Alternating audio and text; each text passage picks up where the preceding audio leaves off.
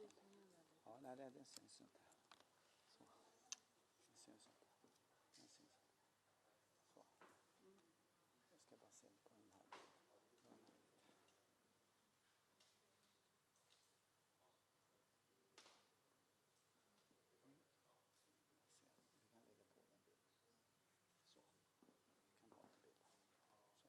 Så, bra.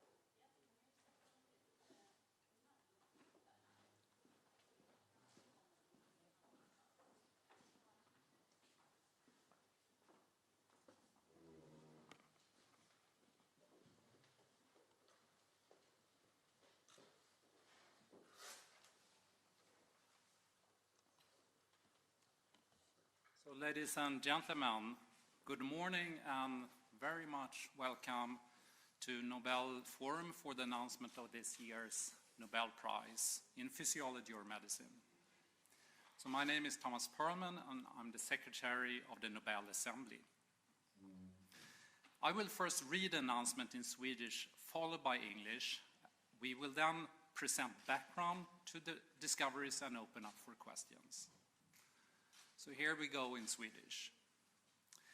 Nobelförsamlingen vid Karolinska institutet har idag beslutat att Nobelpriset i fysiologi eller medicin år 2021 ska delas lika mellan David Julius och Ardem Patapoutian för deras upptäckter av receptorer för temperatur och beröring. So to English.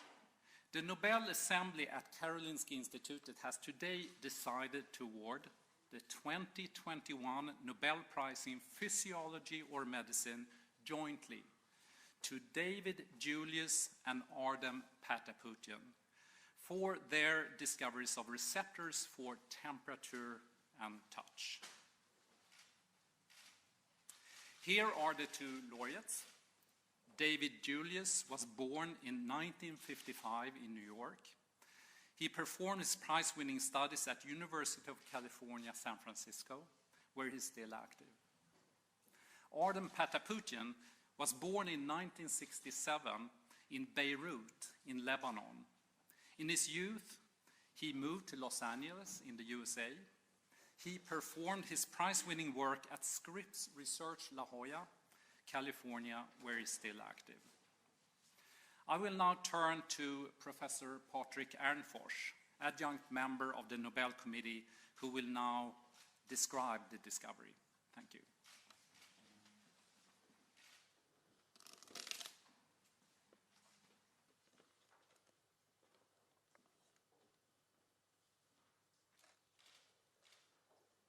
This year's Nobel Prize concerns our senses.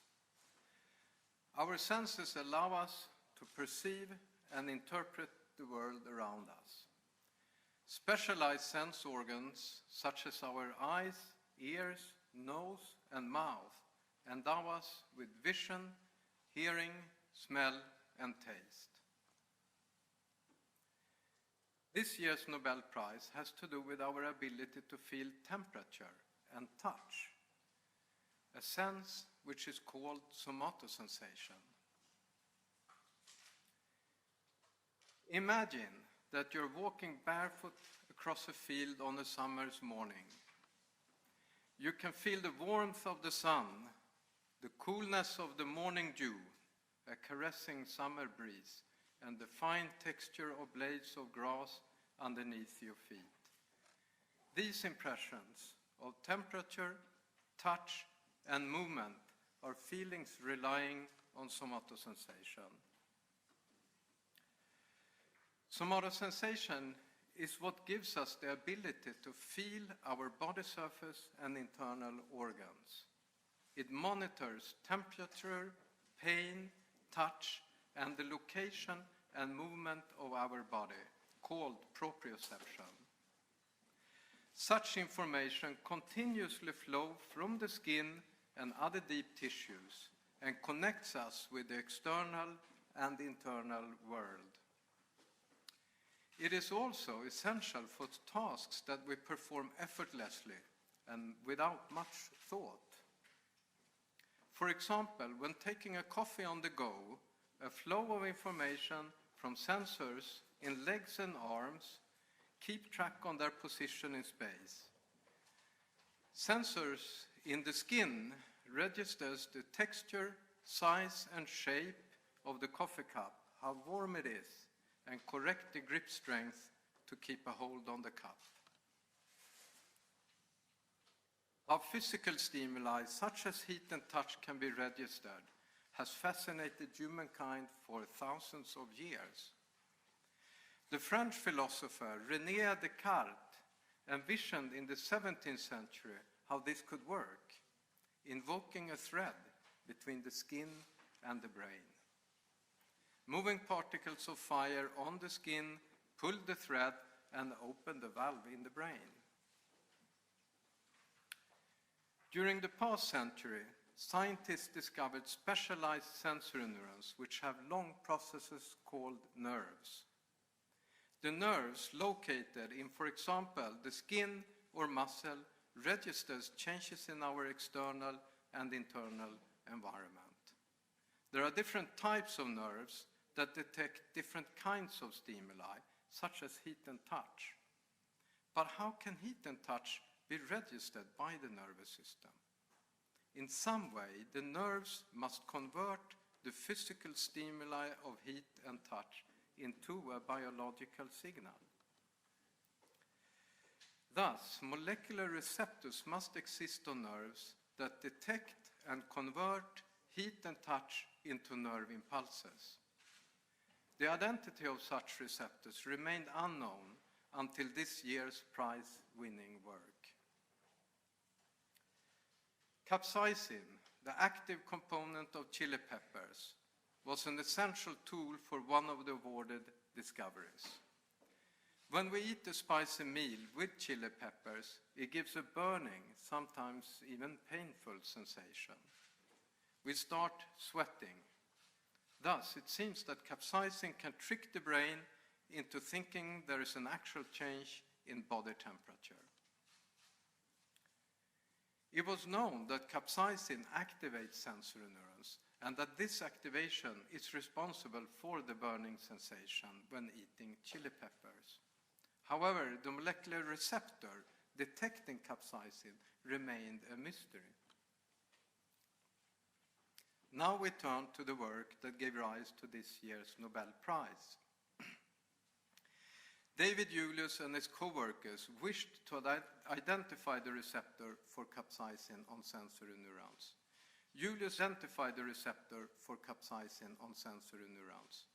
Julius assumed that a single gene active in sensory neurons was responsible. He therefore made millions of DNA fragments corresponding to the genes that are active in sensory neurons, hoping that at least one of these would contain the gene for the capsaicin receptor. He introduced single DNA fragments into cells that are insensitive to capsaicin, and then added capsaicin and recorded activity. This was a high-risk project, but after looking through large amounts of DNA fragments, the team finally succeeded and identified the capsaicin receptor. It turned out to be a novel protein named TRPV1, localized in the cell's outer membrane. TRPV1 was shown to function as a channel for so-called ions. When Julius tested how TRPV1 reacted to warm temperatures, he noticed that heat opened the channel for ions. He had discovered a temperature-sensitive ion channel activated by heat that is perceived as painful. A few years later, Julius and the other laureate of this year, Ardem Patapoutian, independently searched for a cold-sensitive channel and discovered a related channel, TRPM8. Soon after this, additional related channels were shown to contribute to temperature sensitivity. We now know that a number of different TRP channels activated at different temperature intervals act together to code for temperature sensation and for heat-induced pain. While the mechanism for temperature sensation was unfolding, the molecular mechanism for the sensation of touch remained an enigma. The sensation of touch is started by mechanical force, such as when poking on the skin. This can be mimicked in a simpler cell system by directly poking on the membrane of a cell, while at the same time measuring activity of the same cell. Ardem Patapoutian and co-workers used this system and identified a cell line that was mechanosensitive. In these cells, Patapoutian identified 72 candidate genes that he thought could be the critical sensor activated by mechanical force.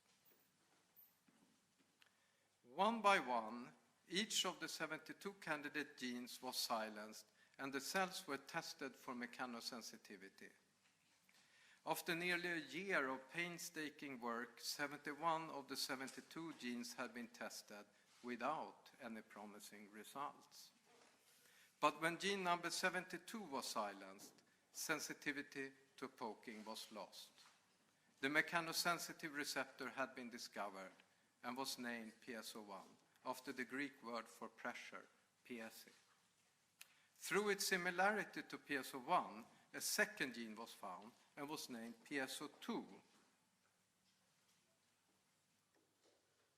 Patapoutian demonstrated that piezo proteins belong to an entirely novel class of proteins and function as ion channels activated by mechanical force. Importantly, PSO2 was then found to be the long-sought sensor for touch and proprioception, senses we use, for example, in a hug. So to summarize, the work by David Julius and Ardem Patapoutian has unlocked one of the secrets of nature by explaining the molecular basis for sensing temperature and mechanical force. This represents a foundation for our perception of temperature, heat pain, touch, and the location and movement of our body called proprioception. In further work, TRP and piezo channels have been found to play key roles in many aspects of physiology, thus establishing far-reaching roles of the newly identified temperature and mechanically sensitive ion channels.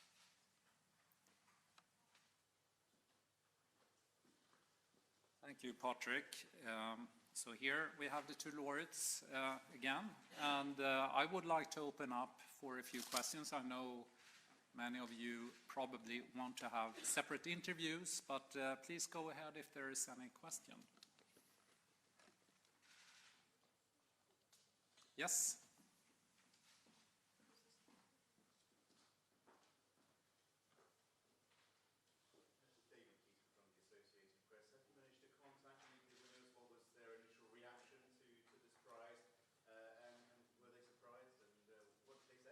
Yeah, it was a tough year getting in touch with them. So the reason we were a few minutes late in here was actually that I just managed to get hold of them with the help of one father and one sister-in-law.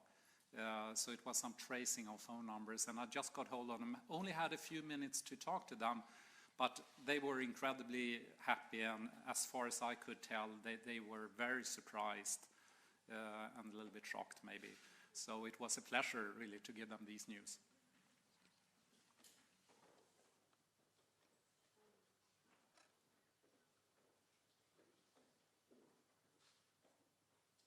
Hello, Paul Rees, Al Jazeera English. Why was it decided that this breakthrough was the most important this year, just this particular one, out of all the possible ones?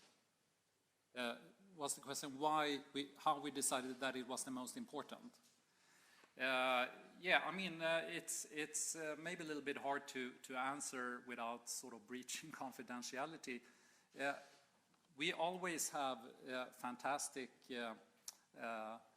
candidates in front of us that we investigate over the year. And our job is to select the candidates that we this year find to be the most worthy winners of this year's prize. And in this case, this has been our choice, and it's hard to give any more details on that. Just some kind of scientific reason behind it? The scientific reason, I think, was marvelously told by Professor Arnfors here. This really unlocks one of the secrets of nature in terms of being one of our senses. And it explains at a molecular level now how nerve signals can be converted, or these stimuli can be converted into nerve signals so that we can adapt. It's actually something that is crucial for our survival. So it's very important and profound discovery. I suppose, how do you see it affecting research and development of medicine in the future? Yeah, I think I'll pass the word to Professor Nils-Göran Larsson, who is part of the panel and the chair of the Nobel Committee. Thank you. That's, of course, a very good question. I mean, we are awarding here a very major basic scientific discovery of receptors for temperature and touch. And as you know, there is a lot of medical problems involving pain. And these novel receptors will for sure be targets for drug development in the future. So I think, like all big basic scientific discoveries, there will be also translational effects in the future with development of treatments. There was one. Okay. Same question. Yes, David Keaton again from the Associated Press. Now, obviously, we can't really not talk about COVID.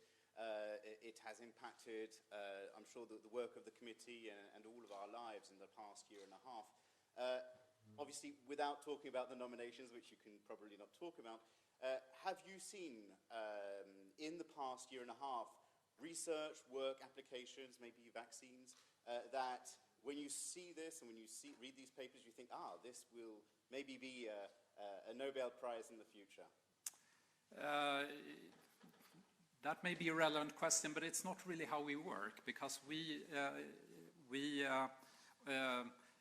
perform our work originating from nominations. So we're waiting for nominations, and always when we get a nomination that is new to us, we do a very thorough investigation. But I mean, of course, big breakthroughs in medicine, they usually reach us. I'm not able to say more than that in this particular case.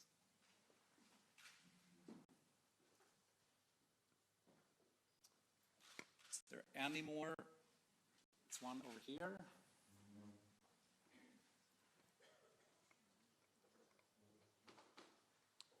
Thank you. I'm from Nordic Chinese Times. Apart from applications to medicine and treatment, I think this concept can also be used in more futuristic setup, as in VR or this metaverse concept that's been developing in the computer science community. So I was wondering if that kind of application would also came into being one day. So for virtual reality applications in computer world, for example, I'll let Professor Arnfors respond to that also. Somebody else. No, I think that, of course, our somatosensor system is really critical for everyday activities that we have that I tried to explain in my presentation. So, I mean, for example, I don't know exactly what you were referring to, but of course, like if you have exoskeletons or, you know, new tools that need to be trained, of course, they have to perceive the same kind of information we do in order to perform well. So I'm not sure exactly how much of this year's prize has been implemented in that area, but certainly the same kinds of signals need to be registered and processed, just like we do in our brain. So I think that surely there is a lot to learn by studying our physiology in terms of also applying that on, for example, exoskeletons or other AI learning processes. Okay. Let's see if there's one more here. Yes, there are some very rare medical conditions where patients don't register pain, and they can get injuries very easily. Are these receptors relevant for those medical conditions? Could I ask Professor Per Svenningsson, who is also a neurologist, to respond to that question? Yes, there is one gain of function mutation, so you get an overstimulated TRPA1 receptor. And if you have that, you develop something that is called a familial episodic pain syndrome. And that can be triggered, for example, by cold or by stressors. So there is one familial syndrome. One should, maybe you could mention something about potential drugs and drug development against pain. Yes, so there are, first of all, capsaicin itself is actually used in the clinics, especially if you have had shingles and you get pain after that, then capsaicin is actually used in the clinics. Then there are also efforts to develop compounds that target TRPV1 and also TRPA1, especially against chronic pain. There's one over there. Could we get the microphone?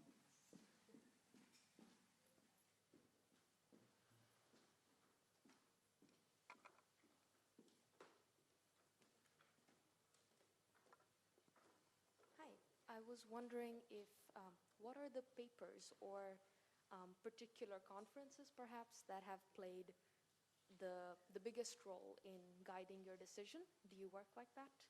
That you look at certain papers that have been published by the Nobel laureates? If I'll try and answer that, I mean, we always look at the most worthy candidates based on the discoveries that they have made. And it's hard to say a particular type of investigation. Obviously, I mean, scientific papers are crucial, but it's not any particular type of journal. We look everywhere and we do it extremely thoroughly. Which are the papers? I see. in the press material, you'll have actually 8 articles that we mention particularly that are crucial, that we find are key to the discoveries this year. So sorry, I misunderstood your question. I think it's easier if you look in the press material and you'll get it. Okay. I don't see any more hands, and I know several wants interviews. And if you haven't announced a request for interview, we'll try and help you anyway if we can. So thank you very much for coming. Thanks. Var det många frågor? Det brukar det aldrig vara. Bra. Va? Det brukar vara en fråga liksom, sen vill alla bara sticka. Ja. Det var ju liksom... Du tog ju den mest knepiga frågan. Va? Du tog den mest knepiga frågan. Ja, den var men jag vet att det är ju det som är problemet.